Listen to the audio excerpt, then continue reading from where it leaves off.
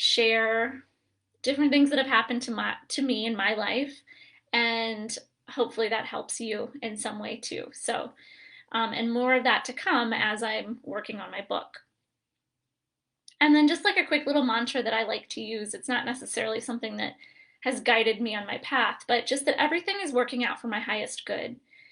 And that kind of goes along with everything happens for a reason, right? And so if I truly believe everything is working out for my highest good, even those things that may cause me pain or sorrow, even that stuff that I have to let go of, you know, maybe a past relationship that wasn't working that I had to let go of. If I believe that that's happening for my highest good, then it's a good thing that that left, right? So that I can move forward and allow in the person I'm supposed to be with, for example. Okay, so loved that question. Regina asks, how do we overcome resistance and connect with the inner child? She's tried my meditation several times and she's not able to really fully connect. She said, any tips to connect with an elusive inner child? The one thing that comes to me here is maybe you're trying too hard, right? So some of us are very analytical minded, and so when we start doing a guided meditation that's a little more elusive, a little more, that's the wrong word because I'm using your word. When we're doing a meditation that's a little more abstract, for instance, so it's not clear, there's not like step 1, step 2, step 3, step 4, it's like waiting to get visions to guide you kind of a thing. If we're pretty analytical minded and or a perfectionist, so struggling with perfectionism, that's going to block that information from coming. So you might be too in your head, you might be overthinking it too much. You know, like hearing other people's experiences maybe and thinking, well, that isn't happening for me. So if that's you, then you want to start really small. Like maybe you just, if you're having a hard time, I'm reaching because I'm going to show you guys a picture. If you're having a hard time connecting to your inner child, I recommend finding a picture of you when you were a child. So here's me. I keep this above my computer because that's how important connecting to the inner child is for me. So when I look at that little girl, you might even just start by practicing talking to the picture. Like maybe you just need to have that thing outside of yourself. It's too hard for the analytical mind to kind of get into a meditative practice with it. And you could just start to build the relationship that way. That's one option. Another thing that kind of comes to my mind is instead of in my inner child meditation, which is free on YouTube, I'll leave a link below this video, but please subscribe to my YouTube channel if you decide to watch it. In that meditation, I'm guiding you to ask your inner child some questions. And maybe rather than doing that, you just play with your inner child. It's all going on in your mind. So, you know, maybe you take her to the park or the ocean or whatever. So those would be two ways I would say to connect, and that probably the perfectionism and the analytical mind is blocking the process a little bit. So yeah, probably talking to a picture might be your best bet. Okay, thank you so much for these questions. Here we go to the next one. And those of you whose questions I got and I'm answering, please leave a comment in the comment section and let me know how this answer worked for you, if it was helpful, okay? So Jane asks, tips to get started journaling. For this, I would say a journal prompt is probably the best thing. I mean, the tips to start are like, just start writing, right? But obviously there's probably some resistance to that. Otherwise, you wouldn't be asking for tips on how to get started.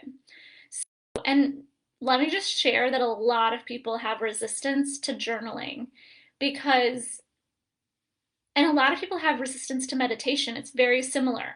Journaling and meditation are very similar because you're accessing inner parts of yourself that you may have like blocked off or you may not feel safe exploring some of these closed off parts of yourself and or your feelings. This is really common. Everybody goes through this. So number one is don't beat yourself up if you are experiencing the resistance. Number two, I would just start with a journal question, like a journal prompt to get started. Maybe something like, why did I react that way that I did yesterday to my spouse, if there was an issue, or to my boss? Why did I feel so much anxiety when my boss asked me to do X, Y, Z? What am I? You can even, the question could be, why am I afraid to journal? And then you just write with whatever thoughts come to your mind. So it could be any fear that you have. What am I afraid of in this area? Trying to think of some other journaling prompts. What have I not been letting myself explore? Like maybe you haven't been letting yourself play, or you haven't been making time for self-care. Why haven't I been making time for self-care? And it can be a positive question too, like what lights me up? So here's the thing, I work with a lot of women that come to me and they're like, I don't know what brings me joy. I don't know what makes me happy. And that breaks my heart, because we should all know something that lights us up, that brings us joy. And I guess a lot of people will say their children or their family, but they often aren't looking at little things that they can do just for themselves that doesn't involve anybody else. So, and many women are not allowing themselves to experience pleasure. And I don't mean in the bedroom kind of pleasure with your partner. I mean fully alive, feeling pleasure in your body, feeling pleasure from looking at a sunrise or a sunset, or being really in the present moment with your child or with yourself, and just taking a moment to just feel so much gratitude for this moment right here, right now. Okay, a lot of you in this group know that my grandma has dementia, and I just spent the weekend with her. And it's just such a humbling reminder that all we have is right now. We just have these moments right now. And if my head is somewhere else when I'm with my partner, for instance, or when you're with your children, or when we have a hot tub, when you're just sitting in a hot tub, like enjoying yourself, or just sitting outside watching a sunset, and the whole time I'm thinking about work, or I'm thinking about my to-do list, or oh my God, I didn't get that done, or that done, or that done today. I'm such a, failure, blah, blah, blah. Let me just say, and we all know this, but at the end of your life, none of that shit's gonna matter. So how can you just be with yourself in this moment, out of your head? Let that be your practice. And maybe in your journaling practice, it's just to get all the junk that's in your head out on a piece of paper, so it's not running around up there all the time. Give me a thumbs up if this is resonating for you. Say hello if you're here. I always like to know who's here. Hit replay or type in replay if you're watching later today. Hi, Marianne. Okay, so as I've been saying, if you're just hopping on, we're doing a Q&A today. So I've been going through different questions that people have. This is really fun, actually, because it's not just me talking on a whim like I do, which I love to do that as well. It's me kind of really channeling around specific questions that the community has. So the next one is from Julie. She asks, what are some recommended reading for your spiritual journey that I read? What I came up with was Louise Hay, You Can Change Your Life. That's been such an amazing gift throughout my healing journey. I highly recommend that book. The Four Agreements was one I read pretty early on, and it's just really deep and, simple yet deep. Untamed by Glennon Doyle, loved that book. Loving What Is by Byron Katie, that's a really good one. It's a process of asking yourself these 4 questions whenever you have a thought. Is it true? How can I know is it true? Can I absolutely know that this is true? How do I feel when I think this? And who would I be without this thought? So super powerful. And she really goes into detail in the book about it. And then I would say The Untethered Soul is another one of my favorites. And The Surrender Experiment by the same author. Okay. Kirsten asks, how do you distinguish when something is a red flag or when it's actually fear? Alternatively, how do we tell when spirit is guiding us with signs or when something is just a coincidence? So my response to that is, how does it make you feel?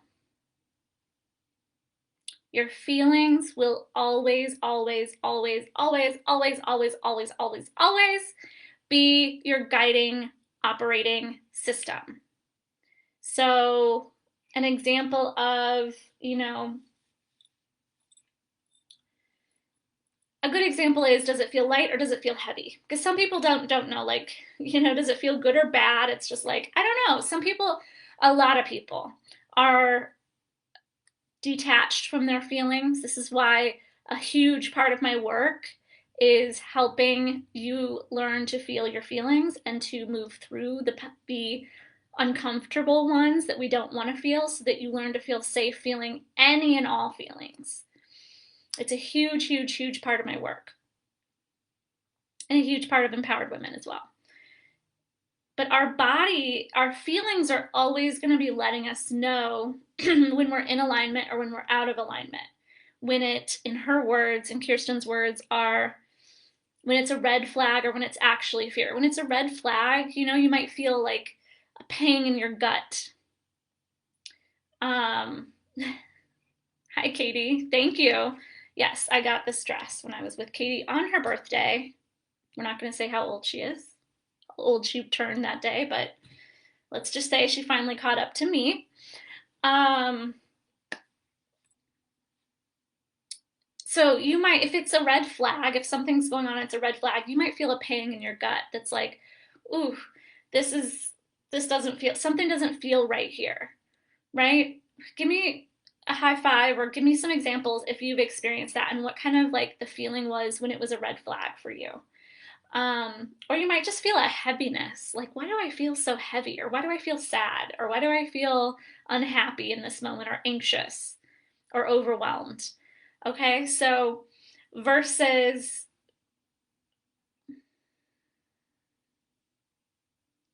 oh, she's saying a red flag versus when it's actually fear. And then fear is also not going to feel that great either, right? But I feel like if it's a red flag, this is why we work so much on our intuition too, because the intuition is going to guide you and say, don't go down that alleyway, turn left here instead of turn right, and you avoid an accident, or those kinds of things. This is a little graphic, but I remember about 5 years ago, I teach yoga teacher trainings in Cedar Rapids, and I had to drive home to Dubuque. It's about an hour and 20-minute drive, and it was at night, it was late, and anyway, before I left on that drive, I stopped at the grocery store, and I was walking around, and I kept seeing this image of a bloody deer, or like, first it looked like a big blood stain on the road, and then I saw like an image of a dead deer, and it kept playing over and over in my head, and I just was thinking, why am I thinking about this? I haven't, or like hitting a deer or something like that. It was like I was thinking of a friend who I knew had hit a deer, but that was like 10 years ago, and she told us this horrific story of it.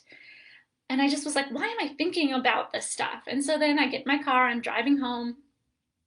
It's dark, and literally out of nowhere, a deer goes in front of my car. And I end up hitting the poor deer.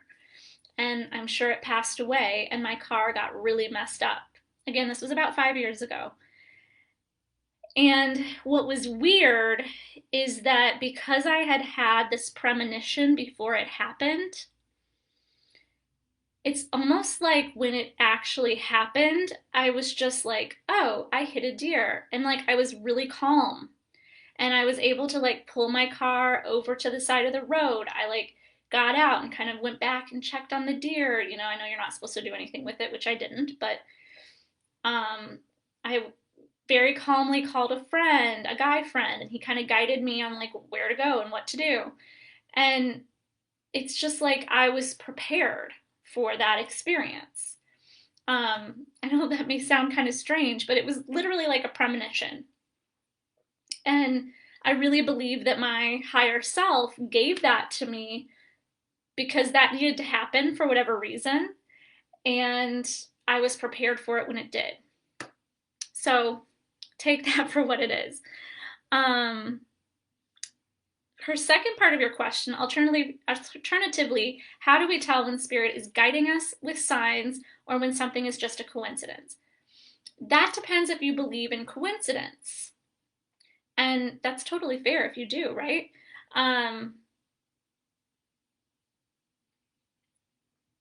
For me, I believe everything happens for a reason, even shitty things.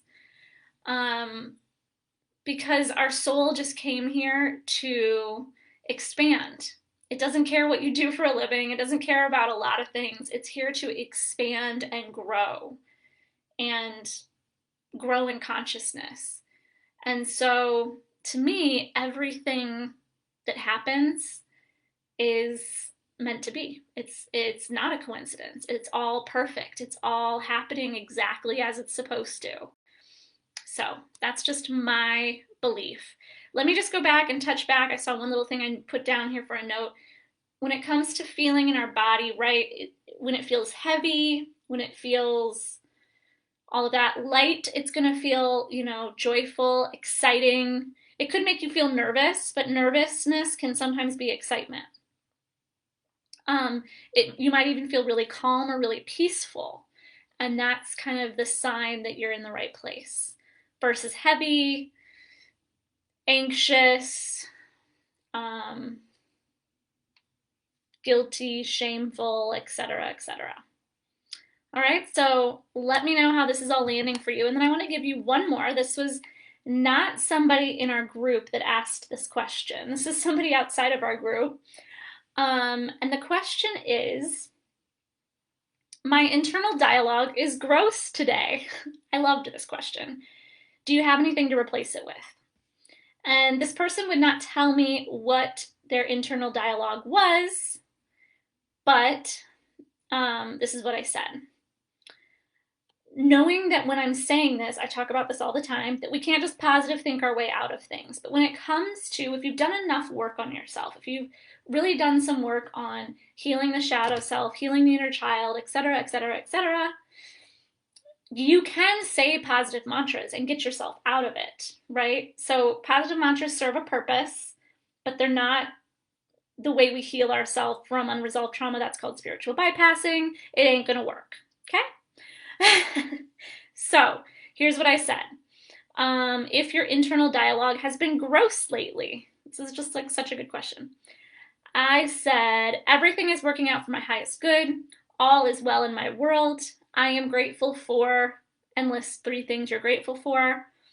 I am doing the best I can. I am fucking awesome. I love myself. Okay? And the person reported that that helped. It helped a little bit. The internal dialogue was still negative, but there's some things that that person needs to handle that they haven't been handling. Okay? So they have their own work to do around that because this stuff is going to show up if we feel stuck in some area of our life, right? And so it's just a matter of doing our work and processing emotions and moving forward. Okay, so let me know if anybody has any other questions below. Oh, Marianne says, just scrolling on Facebook and seeing you here live. Nice to see you. Nice to see you too. One thing I was going to say too before we do the card pull is that a lot of this work and more is what we go into in my Empowered Women monthly membership. And registration is closing April 5th. So it's the last week to get in on this program at the best price. So put a little smiley face or send me a private message if you don't feel comfortable and just say, hey, I want more information. Or I'd love to set up a call with you to learn more. Awesome, Marianne. Well, we'll see you next time. She's gonna go pick up her child. Yeah, so just let me know if you want to learn more. It's each month we go deep dive into a different topic, like inner child work, like shadow work, like accessing your divine feminine, emotional empowerment, learning to move through your feelings and heal them instead of bypass them and pretend like they're not there. Embodiment practices, so really learning to get embodied within yourself, learning to live from an authentic place. I mean, so much more.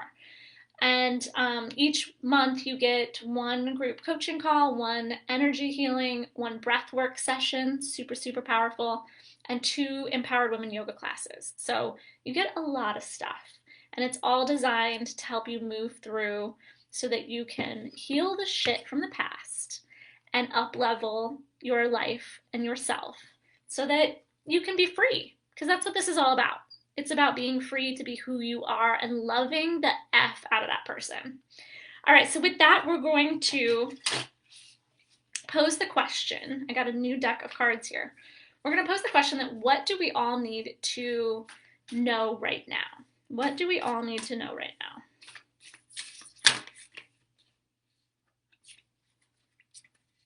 So,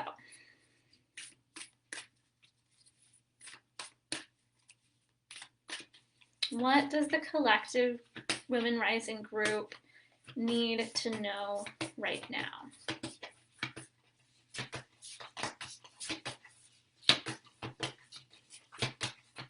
Take me a second.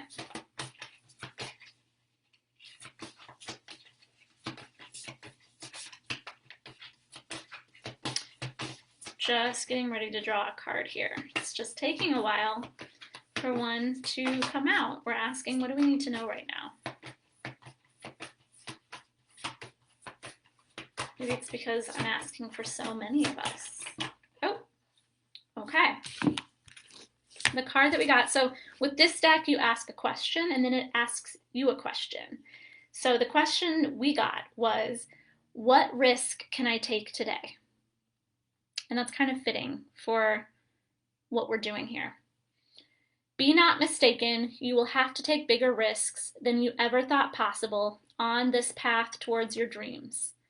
You will have to take the big scary leap, but do not fret because your soul has wings. Today's soul action is, what risk can you take to move towards your dreams? Make a decision and do it. No more thinking, only doing. Be brave and courageous, and you will discover what you are really made of. That's kind of fitting. So maybe this goes along that if you're on the fence about empowered women, maybe it's time to take that risk. And there's really no risk, because if you do the month-to-month part, you can, just do it for a few months and be done if it doesn't resonate with you.